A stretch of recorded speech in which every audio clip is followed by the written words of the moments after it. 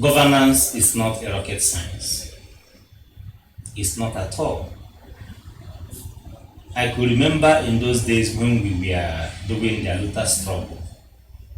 If you manage to win, for instance, departmental president, you are going to find out that even leadership at that level is more stressful than leading in, a well-structured government. What do I mean? If you want to execute a simple project of buying a fan for the department, then it will take you nothing less than 2-3 weeks to source the money for the fan.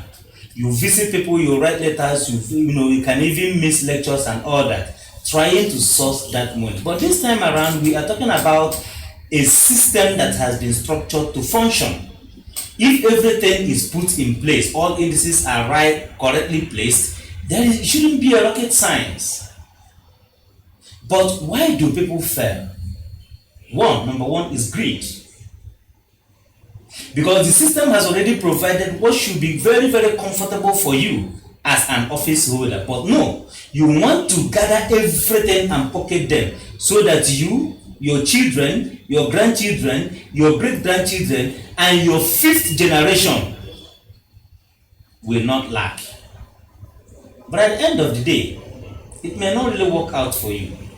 You may accumulate all those things, and at the end of the day, your children will not be useful. But if you take that which belongs to you and put the remaining resources in use for the masses, you find out that everything will be very, very smooth. After all, what does the masses need? What they need is just the very basic things. Give us light, do our roads, give us the very basic needs, and leave us struggle and do our things. You find that everything will be very, very smooth. Another reason why people fail is that some of the political office holders today do not have a second address. And they see this thing as the sole business and their birthright. That is why they can go at any length to make sure that they grab that political office. So, this video, I am encouraging everyone, especially those who are intending to join politics, try as much as possible to have a functional address. In case, if you didn't work out that way, you fall back to your business. If you are pursuing an office and you have something you can fall back at, you will not go extra mile. You will not do the unthinkable. You will not take lives. You will not be so violent. You just, put up your issue-based campaign. If at all it works for you, fine. If it doesn't work for you, you fall back to your business. I was discussing with the other person the other day. He said, I was talking to him. Let him leave politics because his business is going. What of you? Don't you have a business, or don't you wish to have a business that will be going as well? So it is very, very advisable, especially to the younger generation. There was a time when we were championing, not you too young to run.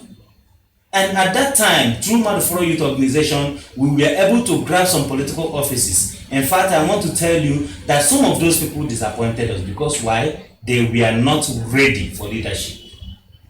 And they had no second address. In fact, I'm sorry to say that some of them will be worse than these elders who we think are not doing well today. So we should prepare ourselves ahead of time. 2027 is another political season. Try as much as possible to keep your business while you are also pursuing an elective office. Thank you. Face to face, now they read my eyes. Pull it up with the young things for the touch.